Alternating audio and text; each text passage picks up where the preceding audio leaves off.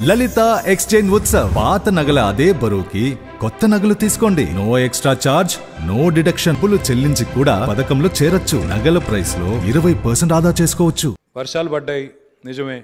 నిజానికి సంతోషపడాలి, ఎందుకంటే మాన్సూన్ ఈసారి లేట్గా వచ్చింది, 1 మంత్ లేట్గా వచ్చింది. తర్వాత ఇప్పుడు వర్షాలు కుంభవృష్టిగా ఒకటేసారి జూలై 18 నుంచి 28 వరకు విస్తృతంగా పడ్డాయి. మా భూపాలపల్లిలో, అదేవిధంగా పూర్వ వరంగల్ జిల్లాలోని ములుగులో చాలా పెద్ద ఎత్తున వర్షాలు పడ్డాయి. గౌరవనీయులైన మంత్రివర్యులు, శాసనసభ్యులు ఎక్కడ వాళ్ళక్కడ వాళ్ళ శాయశక్తిలో ప్రయత్నం చేసినారు. అధికారులు కూడా ప్రయత్నం చేస్తున్నారు.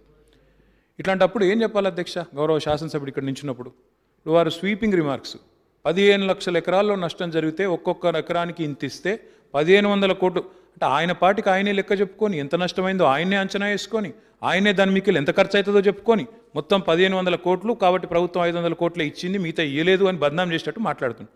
అసలు నేను శ్రీధర్ బాబు గారిని అడుగుతున్నా, మీ కాంగ్రెస్ పార్టీ ఏమైనా ఫీల్డ్ మీదకి పోయి మొత్తం 15 లక్షల ఎకరాలు నష్టమైందని అంచనా వేసిందా? ఈ గాలి మాటలు ఏంటంటే ఇటుపడతాడు స్వీపింగ్ రిమార్క్స్ ఏంది?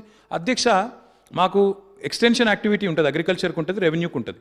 క్షేత్రస్థాయిలో ముఖ్యమంత్రి గారు క్యాబినెట్లోనే ఆదేశం ఇచ్చినారు, పంట ఎక్కడెక్కడ నష్టపోయిందో మొత్తం లెక్క తీయండి. అధ్యక్ష, ఇక్కడ పంటల్లో కూడా మీరు తమ వ్యవసాయ మంత్రిగా పనిచేసినారు. ఇప్పుడు వరి పొలం ఉంది అధ్యక్ష, వరి పొలంలో 2 రోజులు నీళ్లు ఉన్నా ఇబ్బంది కాదు, పంట మొత్తం పోదు. తాత్కాలికంగా నీళ్ళు వచ్చి కొంత ఇబ్బంది అయినా నష్టం జరగదు. సోయానో కాటనో అయితే నష్టం జరుగుతుంది. ఇది ఏది అసెస్మెంట్ లేకుండా స్వీపింగ్ రిమార్క్స్ చేస్తూ ప్రభుత్వాన్ని బద్నాం చేయడం ఏకైక లక్ష్యం. అధ్యక్ష, వీళ్ళకి ఏమైందంటే అధ్యక్ష, నిన్నగాక మొన్న ముఖ్యమంత్రి గారు రుణమాఫీ అనౌన్స్ చేయగానే వాళ్ళ ఫ్యూజులు ఎగిరిపోయినాయి, కాంగ్రెస్ పార్టీ ఫ్యూజులు ఎగిరిపోయినాయి. ఇక దాంతో ఏదో ఒకటి బద్నాం చేయాలి, ఏదో ఒకటి బట్టగాల్చి మీద వేయాలనే ఒక అనవసరపు ప్రయత్నం తప్ప ఇంకోటి కాదు. నేను శ్రీధర్ బాబు గారిని అడుగుతున్న సూటిగా, అయ్యా మీరు నిజంగా 15 లక్షల ఎకరాలు అంటున్నారు, ఏ జిల్లాలో ఎంతనో మీకు లెక్క ఉందా? ఉంటే దయచేసి మా మినిస్టర్ గారు సమాధానం చెప్తారు. మీరు పూర్తి స్థాయి హేతుబద్ధంగా ఆధార సహితంగా చెప్పండి. స్వీపింగ్ రిమార్క్స్ వద్దు, జనరలైజేషన్ వద్దు. రైతులు మొత్తం చూస్తున్నారు, ఎవరు రైతు ఫ్రెండ్లీ ప్రభుత్వం, ఎవరు రైతులను రాబందుల మాదిరిగా కాల్చుకొని తిన్నారు. ఏ పార్టీ ఈరోజు 3 గంటల కరెంట్ ఇస్తా అంటుంది, ఏ పార్టీ 24 గంటల కరెంట్ ఇస్తుంది దేశం మొత్తానికి తెలుసు. అమెరికా ఓంగనే ఇవాళ కొత్త కొత్త ఆలోచనలు వస్తున్నాయి అధ్యక్ష. అమెరికా ఓంగనే మనసులోని మాటలు తన్నుకొని వస్తున్నాయి. తెలంగాణలో సన్నకారు రైతులు ఉంటారు, 90% మంది చిన్న సన్నకారు రైతులు. గీళ్ళకు 3 గంటలు చాలు, 3 గంటల కంటే ఎందుకు ఎక్కువ అని వాళ్ళ అధ్యక్షుడు మాట్లాడతారు. అధ్యక్ష, వీళ్ళు వచ్చి మాకు రైతుల గురించి వీళ్ళు శుద్ధులు చెప్పాలి, మేము వినాలన్నా అధ్యక్ష? 2 సార్లు రుణమాఫీ చేసిన ముఖ్యమంత్రి రైతు బంధు ప్రవేశపెట్టి 73,000 కోట్లు ఇవాళ రైతుల ఖాతాల్లో వేసిన ముఖ్యమంత్రి కేసీఆర్. రైతు బీమా ప్రపంచంలో ఎక్కడ ఉందా అధ్యక్ష? 50 ఏళ్ల వీళ్ళు ఎన్నడన్నా ఒక్కరోజు 6 గంటల కంటే ఎక్కువ కరెంట్ ఇచ్చినారు వీళ్ళు. ఇలా వీళ్ళు వచ్చి ఇక్కడ నిలబడి మాకు రైతులకు వీళ్ళు వకాలు తప్పుచుకొని మాట్లాడితే మేము వినాలా sir? Don't pass sweeping generalisation Sridhar Babu garu. శాస్త్రీయంగా లెక్కుంటే లెక్కుందని చెప్పండి, లేకపోతే లేదని ఒప్పుకోండి తప్ప ఇది మంచిది కాదు అధ్యక్ష. ఈ రకమైన దుష్ప్రచారం మంచిది కాదు. I request the honourable member. Sir, మంత్రి గారికి ఒక చిన్న సూచన అధ్యక్ష. పొద్దున వేములవాడ ఎమ్మెల్యే గారు రమేష్ గారు చాలా మంచి పాయింట్లు లేవనెత్తిండ్రు. ప్రభుత్వం గొప్ప సంకల్పంతో గ్రౌండ్ వాటర్ పెరగాలనేటువంటి కాన్సెప్ట్తో వాగుల మీద చెక్ డ్యామ్ల ప్రోగ్రాం మీకు తెలుసు అధ్యక్ష. తమరికి గుర్తు చేసే అంశం ఏంటంటే, గతంలో కూడా ఈ మాటల పెరగడం మనం కట్టుకునేది. రైట్ సైడ్ లెఫ్ట్ సైడ్ తప్పకుండా కాలువ నుండి పొలాలు నీళ్లు పారించుకునేది. కానీ ఈసారి మనం పర్కులేషన్ కోసం అని చెప్పి పెట్టినమాట వాస్తవం. అయితే మనం కొంచెం ఎక్కువ నీళ్లు ఆగాలన్నటువంటి దాంతో 6 ఫీట్ల నుంచి మొదలుపెట్టి 12 ఫీట్ల దాకా పెట్టుకున్నాం. దానివల్ల ఏమవుతుందంటే, ఈ మొత్తం శాండ్ అంతా వచ్చి ఇక్కడ ఆగడం వల్ల నీళ్లు దానిపైన పోయే పరిస్థితి వచ్చినప్పుడు ఎక్కువ పరుచుకొని పోతుంది. కాబట్టి దానికంటే ప్రత్యామ్నాయ ఏర్పాట్ల కోసం తప్పకుండా కొంచెం ఆలోచించాల్సిన అక్కడ ఉన్నది. ఎందుకంటే మనం అది కట్టినప్పుడు మనకి ఇది ఊహించలేకపోయినాం. దీని ఎక్స్పీరియన్స్ ఏందో అర్థమైంది కాబట్టి అదొకటి చేసి పెట్టండి.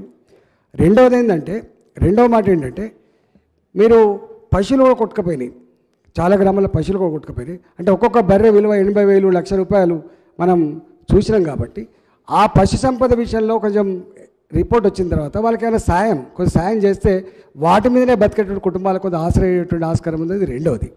మూడవది ఏంటంటే, ఇవాళ 419లో పూర్తిగా పోయినాయని చెప్పినారు. మీకు మళ్ళీ మనం దీని కింద ఇస్తాం అంటే 3 లక్షల రూపాయలు ఇస్తారా, 5 లక్షల రూపాయలు ఇస్తారా వాళ్ళకి? ఒకటి.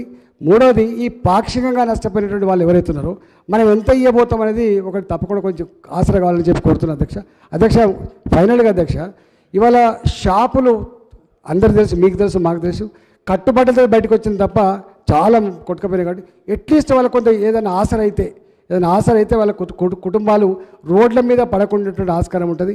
మేము ఊళ్ళలో పోయినప్పుడు మనిషి చచ్చిపోతే ఎట్టేసిండో అట్లా మీద పడి ఏడుస్తాము. కాబట్టి ఇంత పెద్ద వ్యవస్థలో ఆ కుటుంబాన్ని ఆదుకోవడం అనేది ఒక మంచి సంకేతం పోయేట ఆస్కారం ఉంది. కాబట్టి పాజిటివ్గా ఆలోచన చేసి వాళ్ళకి సహాయసహ అందించమని చెప్పి తమని కోరుతున్నాను అధ్యక్ష. పడుతుందని ఎక్స్పెక్ట్ చేయనటువంటి సందర్భం లోపల వస్తున్నటువంటి వీటన్నింటిని కూడా మనం ఆలోచించుకోవాలంటే ముందు ఎకలాజికల్ ఇంబ్యాలెన్స్ ఎక్కడ జరుగుతూ ఉంది, పర్యావరణం ఎందుకు దెబ్బతింటున్నటువంటి పర్యావరణాన్ని రక్షించాల్సినటువంటి బాధ్యత ప్రతి వ్యక్తి మీద ఉందనేటువంటి ఒక మెసేజ్ని ఈ శాసనసభ ద్వారా మనం అందరూ కూడా పంపించాల్సినటువంటి అవసరం ఉంది అధ్యక్ష.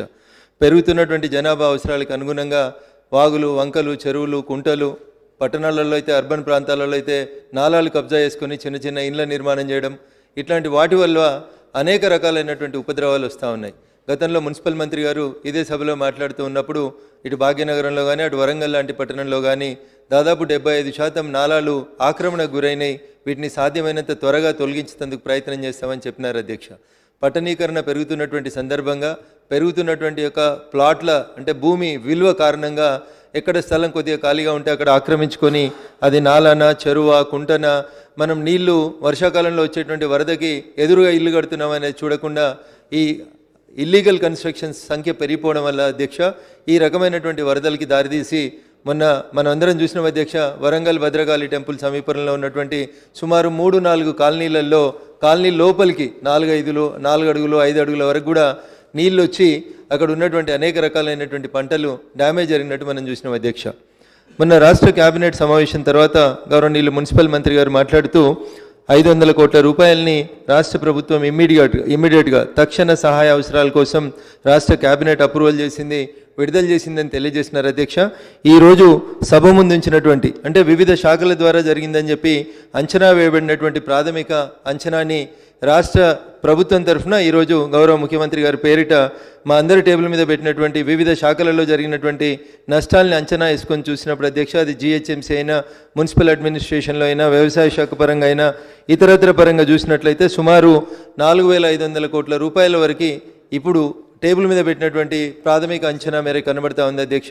అందుకని నేను తమరి ద్వారా రాష్ట్ర ప్రభుత్వానికి సంబంధిత మంత్రులకి, ఇది ఒక మున్సిపల్ మంత్రి గారికి సంబంధించిన అంశమే కాదు అధ్యక్ష, దీంట్లో అనేక రకాలైనటువంటి అంశాలు అగ్రికల్చర్కి సంబంధించి, పౌల్ట్రీ ఫామ్లకు సంబంధించి, షాపులకు సంబంధించి, ఇండ్లకు సంబంధించి, కరకట్టలకు సంబంధించి అనేక రకాలైనటువంటి అంశాలకు సంబంధించి నష్టం జరిగింది. కాబట్టి వీటన్నింటినీ క్రోడీకరించి అన్ని శాఖలకు కలిపి డిజాస్టర్ మేనేజ్మెంట్కి సంబంధించి ఓ కమిటీని ఏర్పాటు చేస్తే ముందు జాగ్రత్త చర్యగా బాగుంటుంది.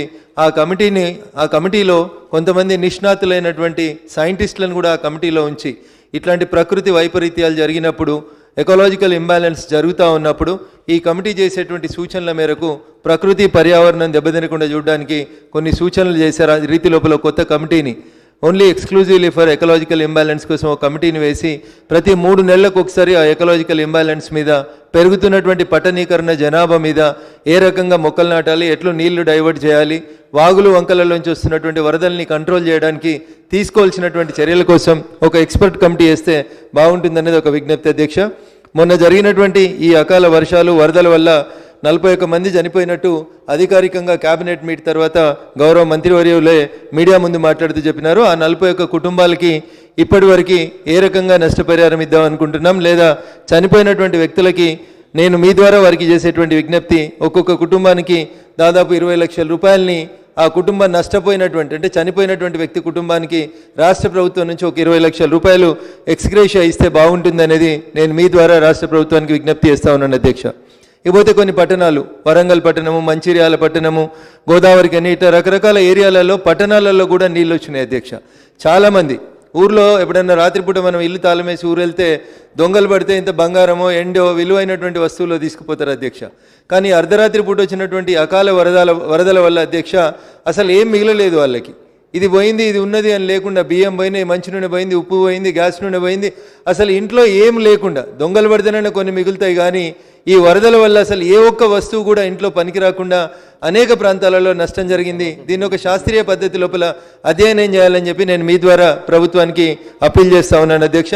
మంచిర్యాల లాంటి ప్రాంతంలో లేదా కాళేశ్వరం ప్రాజెక్టు కడుతున్నటువంటి ప్రాంతం లోపల కొంత బ్యాక్ వాటర్ వల్ల ప్రతి సంవత్సరం కూడా కొన్ని వందల ఎకరాల లోపల భూమి మునుగుతూ ఉందని చెప్పి సుందిల్లా, అన్నారం, మేడిగడ్డ ప్రాంతం లోపల ఇట్లాంటి వరదలు వచ్చినప్పుడు బ్యాక్ వాటర్ ఎక్కువ పెరిగి అక్కడ ఉండేటువంటి రైతులకి, పంట వేసుకున్నటువంటి రైతులకి తమ భూమి మునిగిపోతుందని రైతులు పలు దఫాలుగా ప్రభుత్వానికి, జిల్లా కలెక్టర్ గారికి అయ్యా మా భూమిని కూడా తీసేసుకొని మాకెంతో కొంత నష్టపరిహారం ఇస్తే ఇలా ప్రతి సంవత్సరం మేము నష్టపోయేటువంటి ఇబ్బంది రాకుండా ఉంటుందని చెప్పి విజ్ఞప్తి చేస్తూ ఉన్నారు. కాబట్టి సుందిల్లా, అన్నారం, మేడిగడ్డ ఈ ప్రాంతాల లోపల బ్యాక్ వాటర్లో మునిగిపోతున్నటువంటి భూముల్ని కూడా ప్రభుత్వమే ల్యాండ్ అక్విజిషన్ కింద చేపట్టినట్లయితే కొంత రైతన్నలకి టెంపరీ లేదా శాశ్వత ప్రాతిపదికన వాళ్ళకి ప్రత్యామ్నాయ ఏర్పాట్లు చూపించినట్లయితే ఆ ప్రాంతంలో ఉండేటువంటి రైతులను ఆదుకోవడానికి ఒక అవకాశం కలిగినట్టు సహాయపడినట్టు ఉంటుంది అధ్యక్ష. ఇక పంట నష్టం విషయానికి వచ్చినప్పుడు అధ్యక్ష, ఒక్కొక్క రకమైనటువంటి రిపోర్ట్ ఒక్కొక్క రకంగా వచ్చింది అధ్యక్ష. మొన్న కేంద్ర ప్రభుత్వం జరుగుతున్నటువంటి పరిణామాల పట్ల 31వ తారీఖు రోజు వెంటనే కేంద్ర కమిటీని ఒకదాన్ని, ఎన్డీఆర్ఎఫ్కి అనుబంధంగా పనిచేస్తున్నటువంటి కైలాస్ సత్యార్థి అనేటువంటి ఒక సీనియర్ అధికారి నేతృత్వంలో కమిటీని పంపించింది అధ్యక్ష. నిన్న సాయంత్రం ఆ కమిటీ 5 జిల్లాలను తిరిగి వచ్చిన తర్వాత గౌరవ చీఫ్ సెక్రటరీ గారితో సమావేశం ఏర్పాటు చేసి ప్రాథమికంగా ఎక్కడెక్కడ ఎంత నష్టం జరిగింది అనేటువంటి విషయంలో ఒక ప్రాథమిక నివేదికను, రాష్ట్ర ప్రభుత్వం ఇచ్చినటువంటి నివేదికను కేంద్రానికి కూడా అందజేయడం జరిగింది అధ్యక్ష. అయితే ఈ వరదల్లో చనిపోయినటువంటి 41 మందిలో అధ్యక్ష ఇంకొంతమంది దొరకలేదని, ఒకటి మోరంచ గ్రామంలో బండ మహాలక్ష్మి అనే ఆమె ఇంకా దొరకలేదని కొన్ని వార్తలు వస్తూ ఉన్నాయి అధ్యక్ష.